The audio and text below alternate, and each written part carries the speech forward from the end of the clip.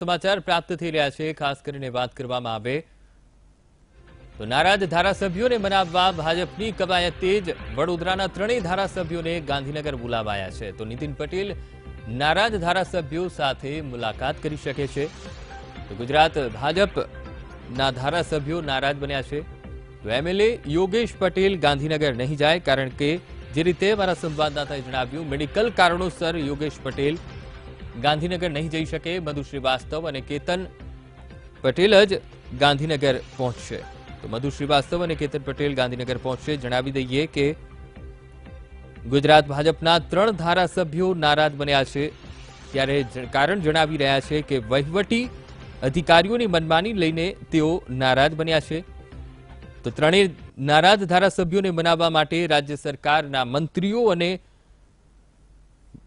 ભૂપેન્દ્રસિંહ ચુડાસમા અને પ્રદીપસિંહ જાડેજા પણ damage control કરવાની જવાબદારી તેમને સોંપવામાં આવી છે। કવાયત તેજ કરી દેવામાં આવી છે તેમને મનાવવા માટે। જણાવી દઈએ કે ગુજરાત ભાજપના 3 ધારાસભ્યો નારાજ બન્યા છે।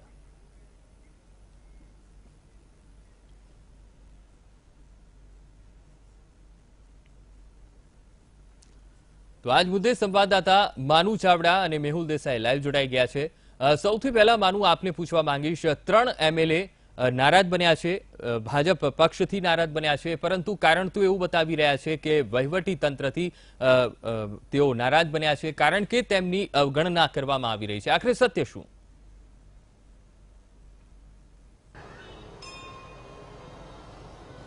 અંકુર, આજે 3 ધારાસભ્યોની વાત છે, એમની જે વ્યથા છે, મૂળ વાત છે, લોકોના કામો નથી થતા। ગાંધીનગર બેઠેલા અધિકારીઓ છે, કામોને પૂરતું મહત્વ નથી આપતા, એને લઈને જ એમની માંગ છે। આજે પ્રદેશમાંથી, ભાજપમાંથી અને સરકારમાંથી બંને બાજુથી એમની સાથે વાતચીત કરવા એમને બોલાવવામાં આવ્યા છે। યોગેશ પટેલ જે આપણી સાથે જોડાયા છે, એ આજે નથી જવાના ગાંધીનગર, મેડિકલ ચેકઅપ છે એમનું, એટલે નથી જવાના। એમની સાથે આપણે વાત કરીએ છીએ। કાકા, આજે બોલાવવામાં આવ્યા છે, શું સ્ટેન્ડ છે આજે 3 ધારાસભ્યોનું તમારું?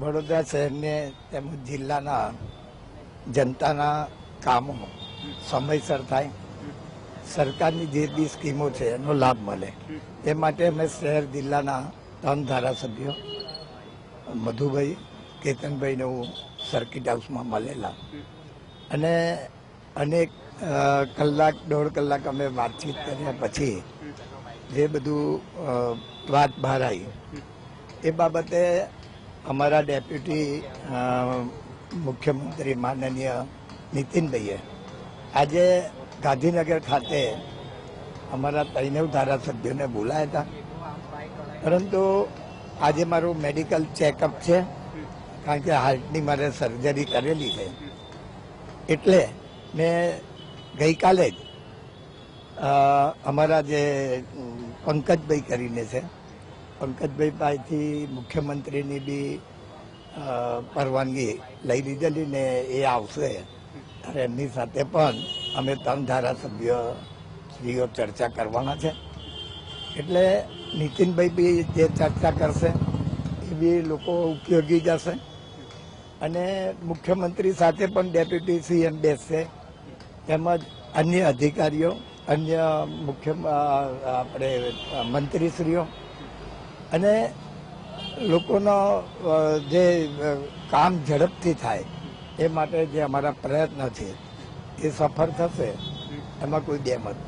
યોગેશભાઈ, ખાસ કરીને કેતનભાઈ એવું કીધું કે મારે જે સિંચાઈનું કામ છે એ નથી થતું, આપના પણ અમુક કામો જેવા મહત્વના હતા જે નથી થયા હજુ સુધી, જે લોકોને કનેક્ટેડ હોય, કયા કામો છે એવા કે આગળ? એવા ઘણા કામો છે, કારણ કે હું તો અહીં આગળ તમે જાણો છો કે હું જાહેરમાં જ બેસતો હોઉં છું સાંજે 3-1 કલાક, તો વડોદરા શહેરની ઘણા લોકો જે મને મળે છે અને અલગ અલગ વિસ્તારમાંથી જે બી રજૂઆતો આવે છે અને અમારા વિસ્તારની ખાસ કરીને જે કામથી લોક ઉપયોગી હોય અને હજારો માણસોને સ્પર્શતા હોય એવા જે બી કામો અમે લખેલા, એ કામો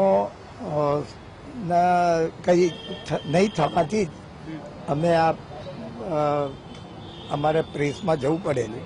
આજે કેટલા વાગે જવાના છો? મીટિંગનું આયોજન શું છે? ક્યાં મળવાની છે મીટિંગ? કોણ કોણ જવાનું છે આજે? નહીં, આજે મધુભાઈ અને કેતનભાઈ જશે, આમાં લગભગ 11 વાગે નીકળવાના છે અને ત્યાં બપોરે મળશે અને એમની સાથે જે બી વાતચીત થશે એમાં કંઈક પૂરક વાત રહી ગઈ હશે એ અમે મુખ્યમંત્રીશ્રી પાસે વાત કરી. ઓકે, મુખ્યમંત્રી જોડે જવાની વાત છે. ખાસ કરીને શું વાત છે આજે, કઈ બાબતે તમારે બાંયધરી જોઈએ છે ત્રણેય ધારાસભ્યોએ મંત્રી જોડે, સરકાર જોડે, સંગઠન જોડે? અમારે તો બાંયધરી કઈ એવી કે ભાઈ અમે જે કામ લખીએ, જે સરકારે કેબિનેટે મંજૂર કર્યા હોય, કોઈક એવા કામ હોય કે ભાઈ કાયદામાં આવતા જ ના હોય, એ ના થાય એમાં અમને કોઈ વાંધો નથી.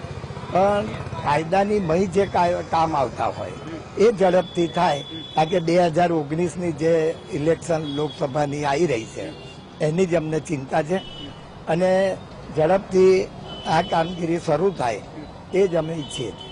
સાહેબ, ઉકેલ માટે શું છે? છેવટે રાજીનામાનું હથિયાર હોઈ શકે? ઉકેલ ના આવે તો આ સમસ્યા? ના, આમાં કોઈ રાજીનામાની વાત નથી. આ કોઈ એવો ઇસ્યુ નથી કે રાજીનામાની વાત હોય.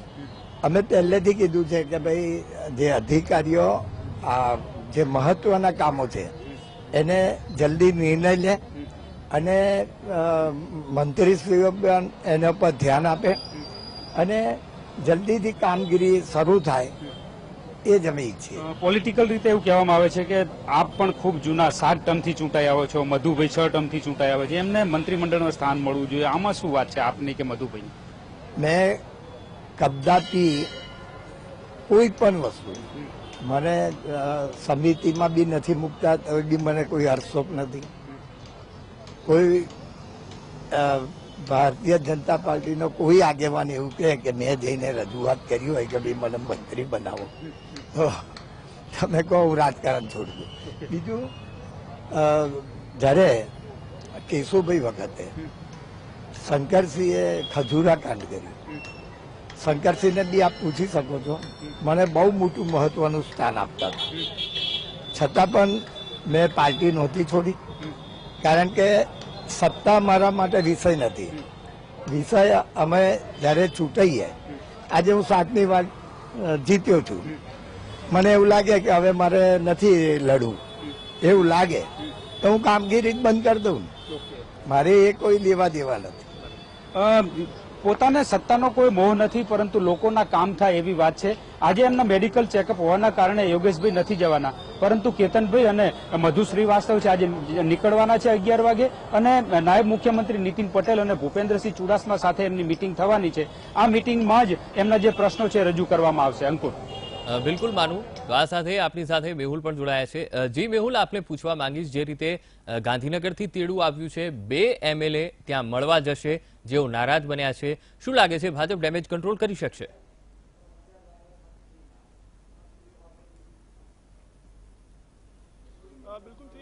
ખાસ કરીને અંકુર, જો વાત કરવામાં આવે તો જે બંને ધારાસભ્યો છે અને સાથે જ જે યોગેશ પટેલ સાથેની પણ આપણે વાતચીત સાંભળી, તેમની વાત સ્પષ્ટ છે કે કોઈ સંગઠનની કોઈ નારાજગી નથી, પરંતુ વહીવટી તંત્રથી નારાજગી છે. પરંતુ જાહેર પ્લેટફોર્મ પર આ કહેવાની જરૂર શા માટે પડી, એ તો સૌથી મોટો પ્રશ્ન છે અંકુર. કારણ કે ભારતીય જનતા પાર્ટીમાં એક પરંપરા રહી છે કે કોઈ પણ નારાજગી હોય પરંતુ તે જાહેર પ્લેટફોર્મ પર નથી થતી, યોગ્ય સ્તરે જ તેની રજૂઆત થતી હોય છે.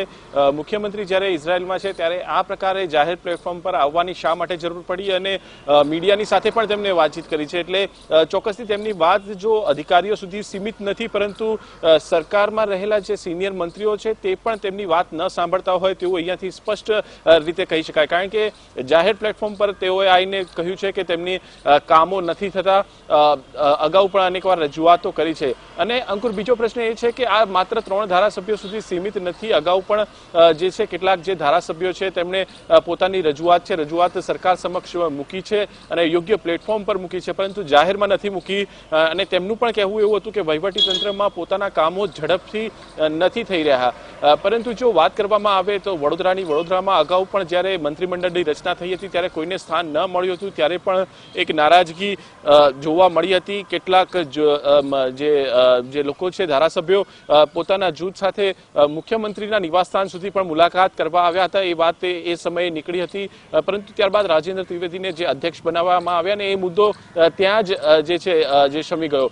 પરંતુ હવે જ્યારે સમગ્ર મામલો બહાર આવ્યો છે તો આ ધારાસભ્યોની કામગીરીની સાથે સાથે કયા મુદ્દાઓ હોઈ શકે છે તેને લઈને સિનિયર મંત્રીઓ આજે મુલાકાત કરશે. નીતિન પટેલ, ભૂપેન્દ્રસિંહ ચુડાસમા અને પ્રદીપસિંહ જાડેજા જે ખૂબ જ મહત્વનું સ્થાન જે છે હાલની સરકારમાં ધરાવે છે તેમની સાથે તેઓ મુલાકાત કરવાના છે, પોતાના મુદ્દા મૂકશે, મુદ્દાની સાથે સાથે નિરાકરણ કઈ રીતે આવી શકે તેના ઉપર ચર્ચા કરશે.